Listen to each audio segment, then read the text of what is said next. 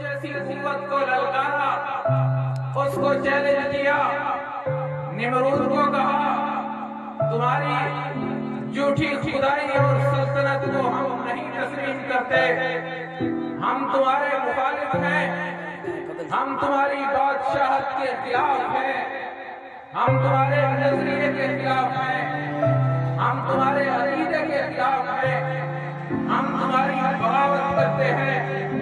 نمرود کو کہا تمہارے پاس کیا ہے؟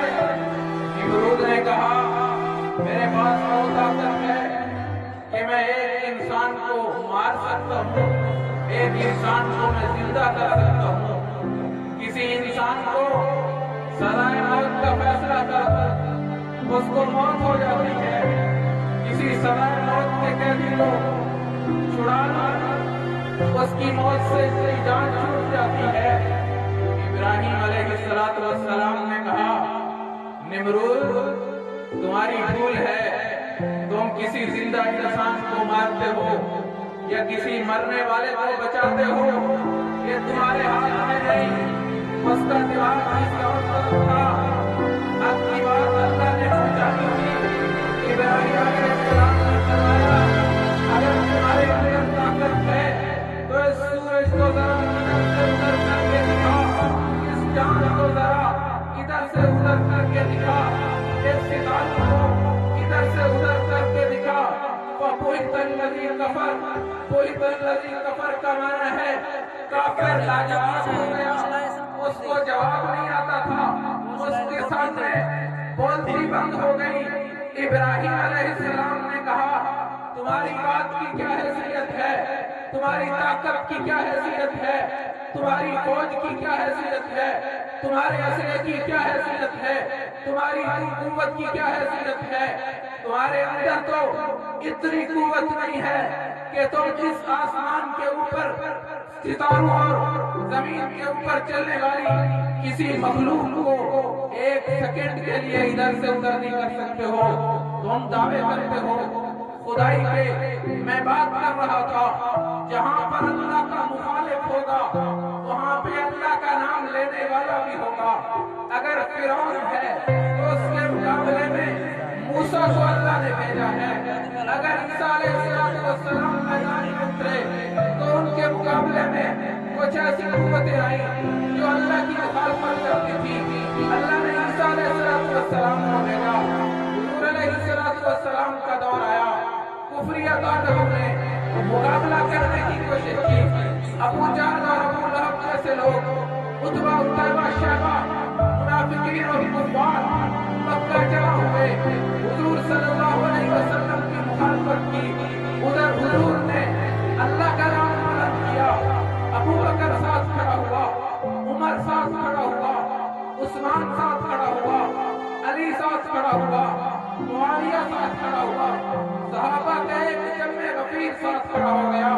حضور صلی اللہ علیہ وسلم نے اعلان کیا کہ اللہ کے نام کو بلند کرنے کے لیے کون کون جو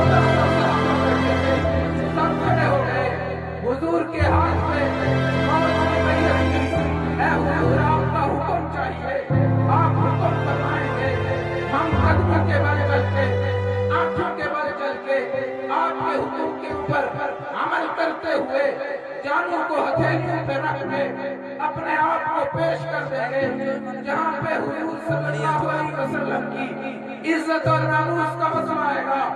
1400 صحابہ نے کہا کہ اے حضور جہاں پہ آپ کے پسینے کا قطرہ گرے گا ہم وہاں پہ اپنے خون کے دریا بہا دیں گے۔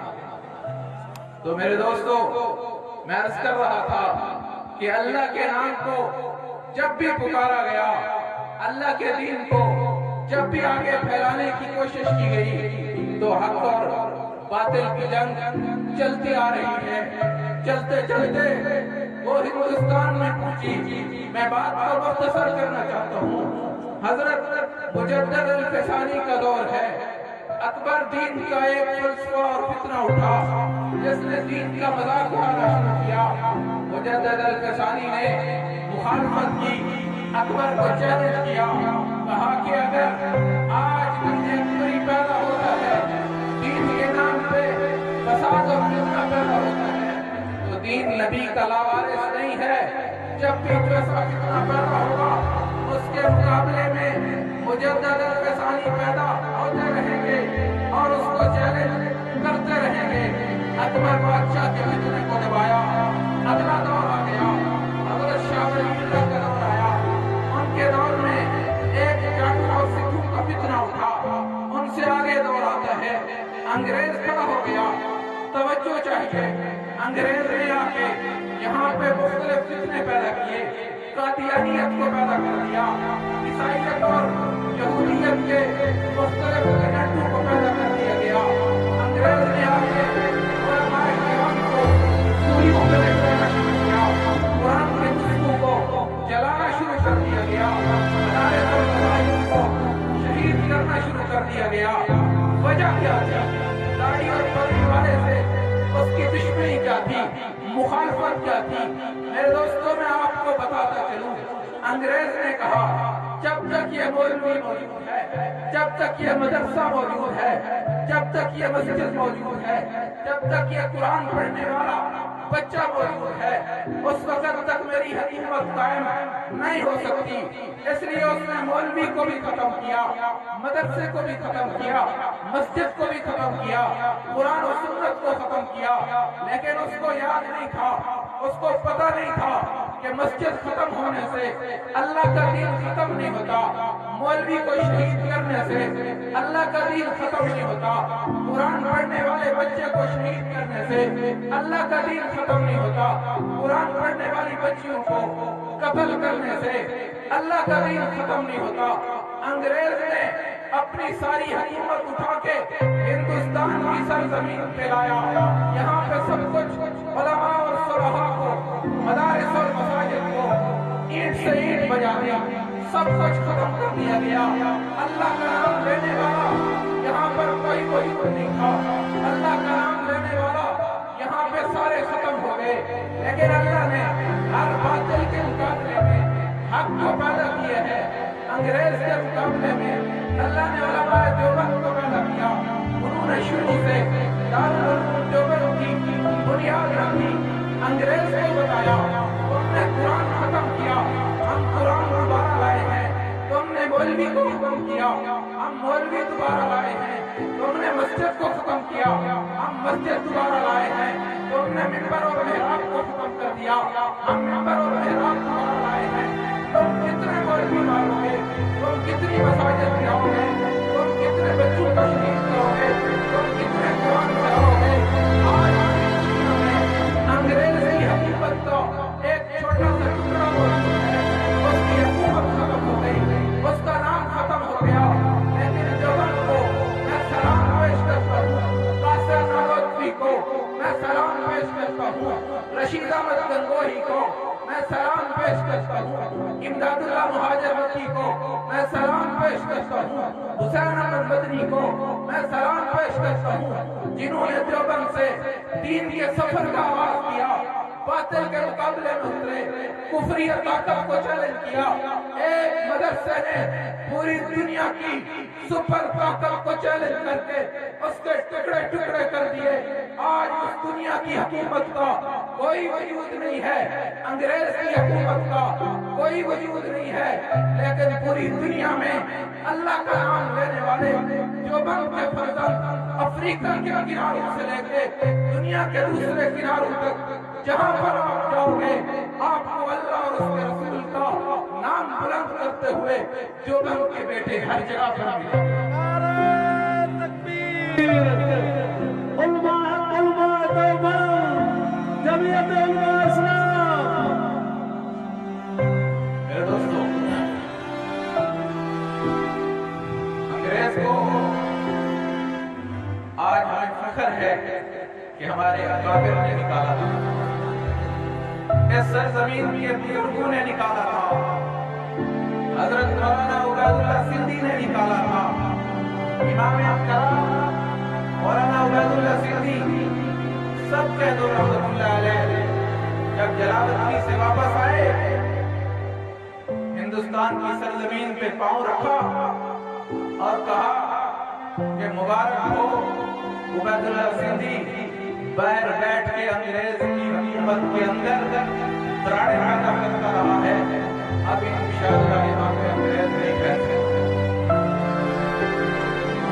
वो वक्त नहीं है, उबैदुल्लाह सिद्दीकी दूर नहीं है जब यहाँ से अंग्रेज निकलेगा और देवबंद का तोती बोलेगा, देवबंद का यहाँ पे राज होगा, देवबंद के बेटों की यहाँ पे हुकूमत होगी, देवबंद के बेटे यहाँ पे क़ाल अल्लाह और क़ाल रसूल की सदाएं बुलंद करेंगे, अंग्रेज को यहाँ पे छुपने की जगह नहीं मिलेगी।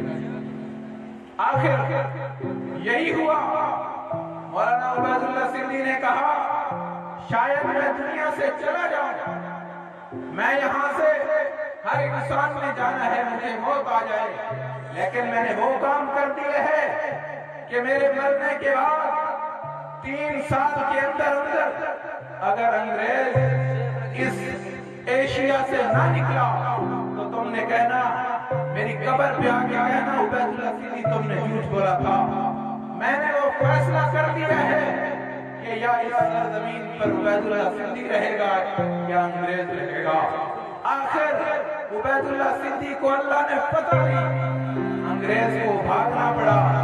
आज भी उबैदुल्लाह सिंधी दीनपुर शरीफ की कब्र में कब्रिस्तान में मदफून है, उसकी कब्र पे अल्लाह की रोड रहमतें नाज़िल फरमाए। उसने अंग्रेज को निकाला, यहाँ की सुपर ताकत को चैलेंज किया, उसके टुकड़े टुकड़े किए और आज अंग्रेज को निकालने के बाद अंग्रेज के एजेंटों से लड़ रहे हैं। अंग्रेज तो चला गया, अंग्रेज यहाँ से निकल गया, लेकिन अपने कुमाशे छोड़कर चला गया, अपने टोक छोड़कर चला गया। आज देवबंद के बेटों का मुकाबला अंग्रेज के एजेंटों से हो रहा है। नारे तकबीर, इमाम इनकलाब मौलाना उबैदुल्लाह सिद्दीकी। आज अंग्रेज का एजेंट पाकिस्तान की सरजमीन पर मुसल्लत है, जो पाकिस्तान के आईन को, पाकिस्तान के निज़ाम को, पाकिस्तान के कानून को बदलना चाहता है, पाकिस्तान से अपने नौकर के मसले को खत्म करना चाहता है, पाकिस्तान के इस्लामी निज़ाम के आईन को खत्म करना चाहता है। आपके सामने है कि आज जिसकी हुकूमत है, किसी और हुक्मरान को जरूरत नहीं हुई, लेकिन इसने आके सबसे पहले जिसको रिहा किया वो गुस्ताख रसूल औरत। आपको पता होगा आसिया मलूना को किसने छोड़ा? इमरान खान ने अमेरिका में कहा, इस न्याजी ने अमेरिका में कहा कि मैंने एक मलूना को छोड़ा है, मैंने गुस्ताख रसूल को छोड़ दिया है, मेरे ऊपर मौलवियों को बहुत बड़ा प्रेशर था, फिर भी मैंने छोड़ दिया है। इमरान न्याजी, तूने अंग्रेजों को खुश करने के लिए गुंबद खजरा के मकीन को नाराज किया है। याद रख, तो इससे पहले भी बड़े बड़े हुक्मरान आए, बड़े बड़े लोग आए, फिरौन और कारून आए, निमरूद और अबू जहल आए, उनका वजूद खत्म हो चुका है। तेरी क्या हैसियत है? अंग्रेज आया, वो भी खत्म हो गया, तेरी क्या हैसियत है? सिकंदर मिर्जा ने कहा था कि मैं एक कश्ती बना के मौलवियों को उठा के समंदर में गर्क करना चाहता हूँ। अल्लाह ने उसको ऐसा गर्क किया कि उसको कब्र की जगह नहीं मिली। इमरान न्याजी, जरा होश में ना खोले, सोच समझ के कदम उठा, तेरे कदम गलत उठ रहे हैं। कभी तू नामुस से रिसालत का मजाक उड़ाता है, कभी तू दाढ़ी और पगड़ी पे उंगली उठाता है, कभी तू मदारस के खिलाफ बात करता है। पहले तेरी हुकूमत जाली है, तेरा नाम जाली है, तेरा निजाम जाली है, तेरी जमात जाली है, तेरी सोच जाली है, तू खुद जाली है और तू आगे असली लोगों का मुकाबला करना चाहता है।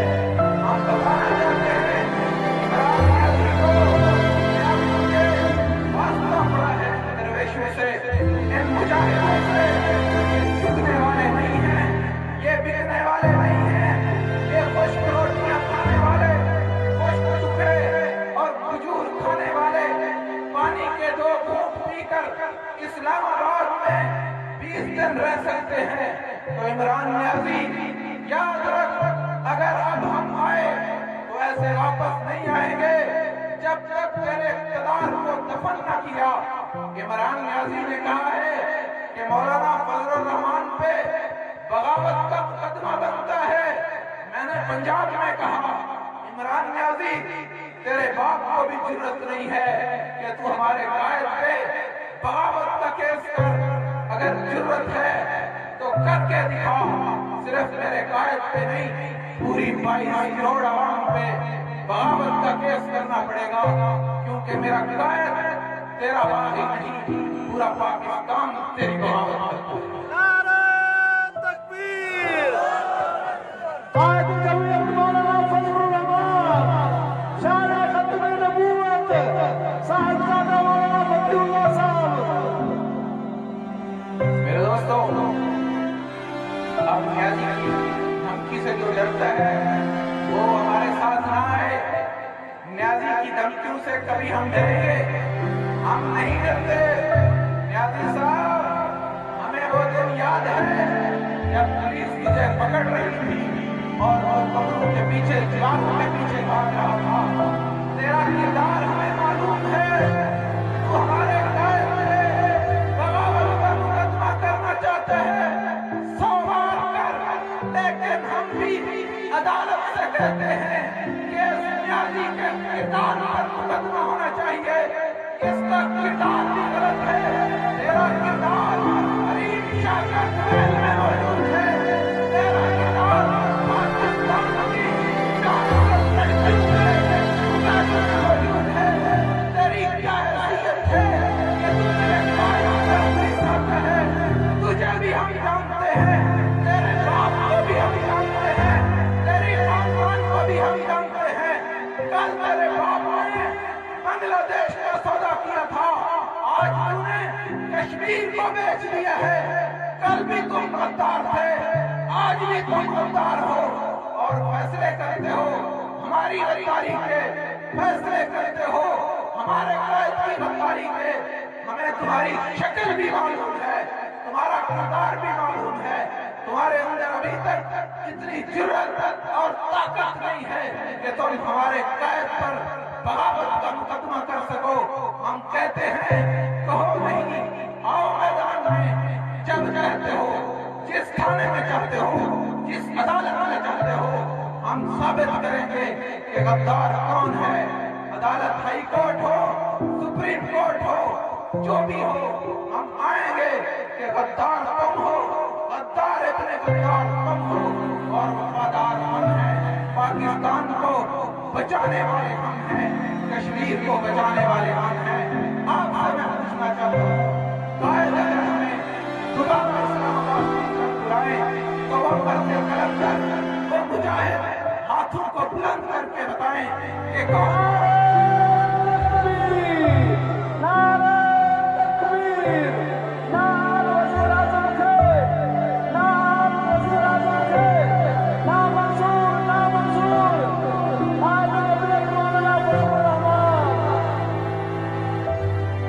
جعلی حکومت کو خطرہ لاحق ہے۔ وہ کہتا ہے نواز شریف چلا گیا، زرداری چلا گیا، صرف ایک مولوی نچا رہا ہے، انگلی پہ نچا رہا ہے۔ اس کا کیا کہیں؟ کرپشن کا کیس نہیں ہے، اس کے اوپر کوئی اور چیز بنتی نہیں ہے، اس کا دامن صاف ہے۔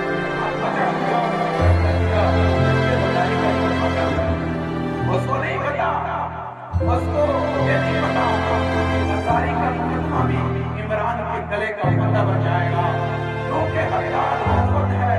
کشمیر اس نے بیچا ہے، پاکستان کا سودا اس نے کیا ہے، اور انڈیا کے پیلٹ کو اس نے چھوڑا ہے، اسرائیلی پیلٹ کو اس نے چھوڑا ہے، آسیہ ملونہ کو اس نے چھوڑا ہے۔ جو بھی غداری کے فیصلے ہوئے کس نے کیے ہیں؟ نیازی صاحب، تم ہوش کے ٹھکانے، ہوش کے ناخن لو، تمہارے دماغ کام نہیں کر رہا، تم اپنے دماغ کا علاج کرو۔ اور عوام تو اس سے جعلی حکومت کا خاتمہ چاہتی ہے، استعفا چاہتی ہے۔ ہم امن کے ساتھ چاہتے ہیں، ہم بھی پارلیمنٹ پہ حملہ کر سکتے تھے، ہم بھی وہاں پہ یہی کر سکتے تھے، لیکن میری داڑھی میری پگڑی اجازت نہیں دیتی۔ ہم امن خراب نہیں کرنا چاہتے، ہم کل بھی امن والے تھے، ہم آج بھی امن والے ہیں، ہم اب بھی جائیں گے، امن کے ساتھ جائیں گے، لیکن نیازی کی حکومت کا تختہ الٹ کر آئیں گے، انشاءاللہ اس کا خاتمہ کر کے آئیں گے، اور اس کو بتا کے آئیں گے کہ مفتی محمود کے بیٹے اللہ کی مدد کے ساتھ آتے ہیں، اللہ کی مدد کے ساتھ جاتے ہیں۔ آج وہ کہہ رہے ہیں کہ دھرنے کا خرچہ کس نے کیا؟ میں ان کو کہنا چاہتا ہوں ہمارے ملک کے خرچے کوئی نہیں دیتا، یہ درویش اپنے خرچوں پہ جاتے ہیں، پھٹے پرانے کپڑوں کے ساتھ جاتے ہیں، پھٹے پرانے جوتوں کے ساتھ جاتے ہیں، ان کو کھانے کا شاید روٹی نہیں ملتی ہوگی، لیکن ان کا ایمان اتنا مضبوط ہے کہ ہمالیہ کے پہاڑوں سے زیادہ ان کا ایمان مضبوط ہے۔ نیازی تیری ساری جماعت مل کے میرے ایک فرد بن کے ایمان اور غیرت کا مقابلہ نہیں کر سکتا، تو اس لیے ہمارے سامنے آنے سے بہتر ہے کہ تو اپنی دماغی صحت کا علاج کروا اور ہمارے سامنے نہ آ، خود ہماری جان چھوڑ دے، ورنہ عوام ہمارا بندہ اٹھے، عوام مجھے بتائے مجھے کل بھی گزاری نہ ہو۔ آج بھی جائز ہے، میں آپ سے یہ گزارش کروں گا کہ آپ جماعت کے ساتھ اسی طرح کا تعلق رکھیں، جب بھی قائد کا حکم آئے تیار رہیں۔ انشاءاللہ دوبارہ کہانی شروع ہو رہی ہے، باب الاسلام سے شروع ہو رہی ہے، کراچی سے قائد شروع کر رہا ہے۔ انشاءاللہ جیسے ہی ترتیب بنے گی یہاں پر قائد کا پیغام آئے گا، منظور طوفانی تمہیں بتائے گا، تم نے منظور طوفانی کے ہاتھوں کو ہاتھ دیتے ہوئے اسلام آباد تک پہنچنا ہے۔ اللہ تعالیٰ ہم سب کی حاضری قبول فرمائے۔ اب جسے جی میں آئے وہ پائے روشنی، میں نے تو دل جلا کے سر عام رکھ دیا ہے۔ وما علینا